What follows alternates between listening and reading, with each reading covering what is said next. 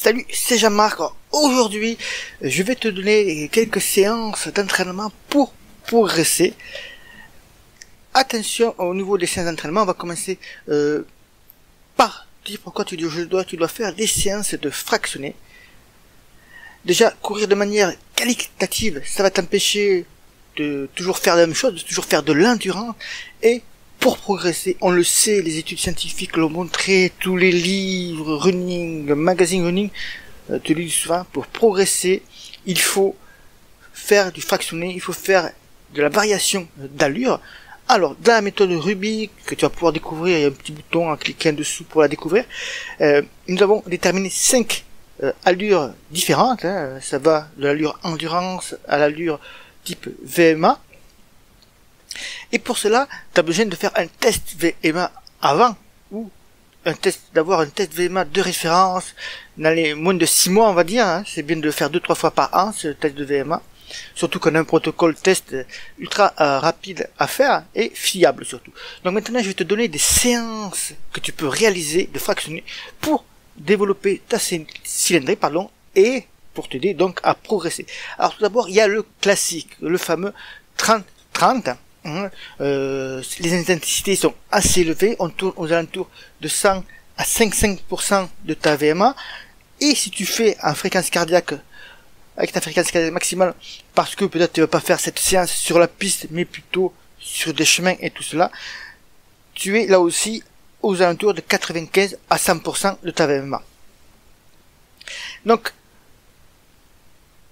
ce que j'ai à dire sur le 30-30, c'est tout d'abord attention, parce que très souvent dans les plans d'entraînement, et surtout ceux qui n'ont pas trop été actualisés sur internet par exemple, on voit du 30-30 à toutes les sauces, à tous les niveaux, répétés chaque semaine. Avec chaque semaine on change juste le nombre de séries. On commence par exemple par 8 fois 30-30, et puis après la semaine d'après on en fait 10, et puis la semaine d'après 12, et puis la semaine d'après 14, et après 2 fois 8, etc., etc.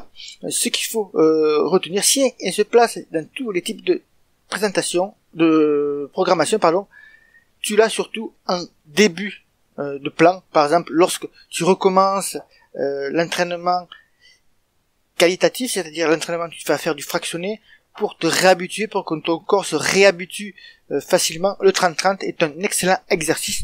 Donc tu peux le retrouver sur la première ou la deuxième semaine de ton entraînement, mais tu dois l'éviter. Ensuite, tu dois passer à des séances d'entraînement un peu plus poussées, comme par exemple, si on veut rester dans les séances courtes, ça peut être des séries de 200, 300 mètres, 400 mètres, ou alors en temps, tu peux très bien te faire des 8 fois 1 minute, ça sera beaucoup plus profitable. Une deuxième séance d'entraînement que tu dois faire très souvent, c'est la fameuse séance au seuil qu'on appelle.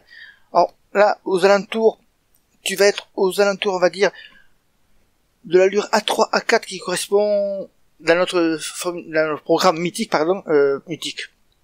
Rubik, excusez-moi encore. Ça tourne aux alentours, on va dire, de 75, 85, 90% de ta VMA, et au niveau de ta FCM, tu es aux alentours de 90, 94%.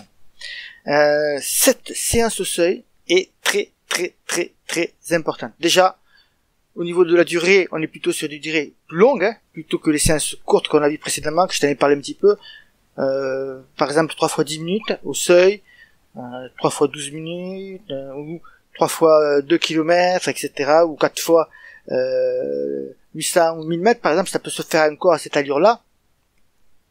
Ici, c'est plus de l'allure, ça va être pour gérer ta capacité à durer dans l'effort. On est carrément sur de l'allure semi-marathon.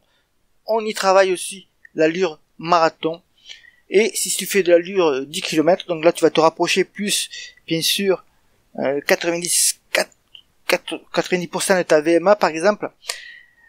Là, c'est plus des séances pour travailler l'allure de course. D'autres séances que tu peux retrouver, ça peut être par exemple les travail en pyramide. Alors ça c'est très sympa à faire. Ça change des séances traditionnelles que tu as l'habitude de faire, des séries traditionnelles que tu as l'habitude de faire. Et on peut travailler dans une même séance plusieurs intensités d'allure qui se rapprochent bien sûr des premières allures dont je te parlais. Hein. Ça peut être des séances de type, alors je t'ai donné quelques pyramides que tu peux faire, sous forme de série, hein. Un 100 mètres, bien sûr tu vas récupérer entre chaque fractionné, 100 mètres, 200, 300, 400, 500, et tu redescends, 400, 300, 200, 100. La récupération bien sûr varie en fonction de la durée de ta séance, de ton fractionné plutôt, mais c'est des pyramides que tu peux faire également. D'autres types de pyramides, c'est par exemple tu fais 200 mètres suivi d'un 400, suivi d'un 600, et tu refais une autre série 200, 400, 600. Enfin, tu peux varier énormément les pyramides, ça se fait dans tous les sens, ça monte, ça descend, tu peux monter, tu peux descendre uniquement, enfin, ça permet vraiment de varier le type d'entraînement. Et après, une séance que tu peux faire aussi, pour là, on va plutôt développer la puissance, hein. Ce sont les fameuses séances de côte. Par exemple, si tu fais du 30-30 en côte, tu vas surtout travailler le cardio et le travail de puissance également. Tu peux mixer les deux selon la longueur de ta côte. Hein. Les côtes courtes, on va plutôt faire du travail de puissance. Et si tu as des côtes longues, on va plutôt faire du travail de cardio. Là aussi, la récupération est très très importante. Et dans la méthode Rubik, ben, tu vas retrouver beaucoup de séances, et plus d'une centaine de séances vont être répertoriées, vont être à ta disposition, des variantes de séances, tout ça, des variantes de séances qui vont t'aider à progresser en course à pied. Plus de 100 séances vont être disponibles rapidement. Et si tu veux découvrir la méthode Rubik, je te mets un lien ci-dessous. Fais attention, il y a déjà 3 coureurs, enfin il ne reste plus que 3 places pour la première vague de coureurs qui veulent expérimenter la méthode Rubik. Tu vas y retrouver sous le lien que je te donne pourquoi est fait la méthode Rubik. Si tu rentres dans la catégorie des coureurs qui peut opter pour cette méthode, hein, et tu retrouveras aussi 2 liens, un lien vers notre newsletter avec un guide gratuit et un conseil journalier par jour, donc un conseil par jour, pardon, et également un lien pour rejoindre notre groupe Courir Serein sur Facebook si tu désires me poser tes questions en direct.